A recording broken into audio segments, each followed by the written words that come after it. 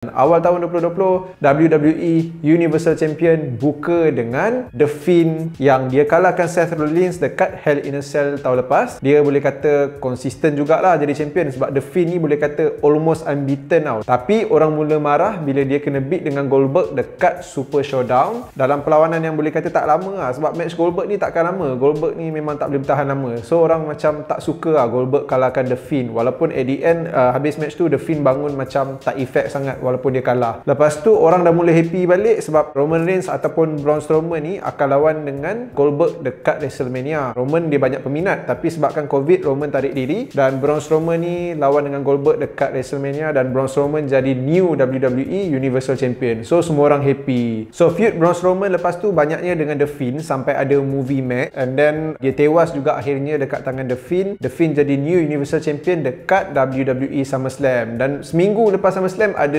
WWE Payback pula.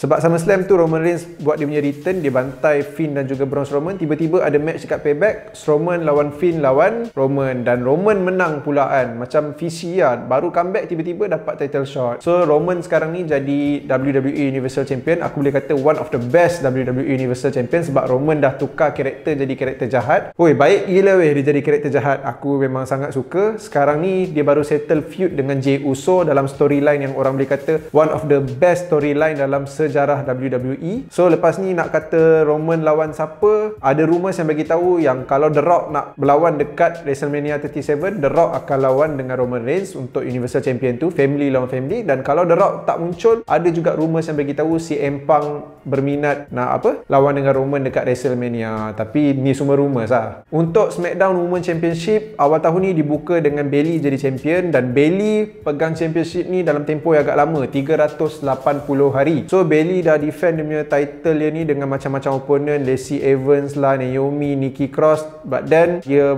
berpaling tandah dengan dia punya partner Sasha Banks. Lepas tu dia feud dengan Sasha Banks dalam satu storyline yang agak best juga. Dekat Hell in a Cell baru ni Sasha Banks berjaya kalahkan Bayley, kira macam stopkan Bayley punya reign yang agak lama sebagai SmackDown Women's Champion. Kalau lepas ni ada feud pun mungkin Bayley nak rampas balik dia punya SmackDown Women's Championship ni daripada Sasha Banks. Untuk WWE Intercontinental Championship awal tahun Braun Strowman jadi champion, dia kalahkan Nakamura tahun lepas. Tapi awal tahun ni juga Strowman tewas dia punya championship tu di tangan Sami Zayn dalam perlawanan 3 lawan 1. Lepas tu Sami Zayn dia berjaya defend dia punya title dengan Daniel Bryan dekat WrestleMania. Lepas tu Sami Zayn hilang dengan cerita dia ada buat hal lah dari segi attitude ke apa kan, dia macam consider tak muncul lah kat WWE. Lepas tu dikatakan Sami Zayn ni tak boleh nak perform, jadi diorang cari Intercontinental Champion yang baru. Diorang buat tournament, AJ Styles dengan Daniel Bryan lawan dekat final. AJ Styles menang, match yang agak best juga. Lepas tu AJ Styles feud dengan Jeff Hardy. Jeff Hardy berjaya kalahkan AJ Styles untuk WWE Intercontinental Championship ni. Dan lepas tu tiba-tiba Sami Zayn buat comeback dengan cerita WWE dah nasihat Sami Zayn ni elok-elok supaya berperangai yang lebih baik. Dan ada match triple threat match dekat Clash of Champions, ladder match antara Sami Zayn, Jeff Hardy dan juga AJ Styles. Storyline ni lebih pada Sami Zayn ni masih lagi Intercontinental Champion, dia tak pernah kalah kan. So diorang nak cari the real Intercontinental Champion dan match ni pun best gila. Sami Zayn menang dengan taktik yang agak bijak juga, lain daripada lain. Dekat match tu Sami Zayn menang dan dia kekal lagi WWE Intercontinental Champion. Untuk SmackDown Tag Team Championship ni awal tahun buka dengan kumpulan New Day yang berjaya tewaskan Revival dekat tahun sebelum tu. Dan Revival time tu pun dia menang championship ni daripada New Day. So bila awal tahun ni New Day jadi champion, dia orang tewas dekat Super Showdown di tangan The Miz dan John Morrison. Dan teka siapa yang kalahkan The Miz dengan John Morrison? New Day. Lepas tu New Day jadi champion lagi, dia orang dekat Extreme Rules bertemu dengan Shinsuke Nakamura dan Cesaro. Dia orang tewas dalam tables match dan dalam match tu Kofi Kingston dia injured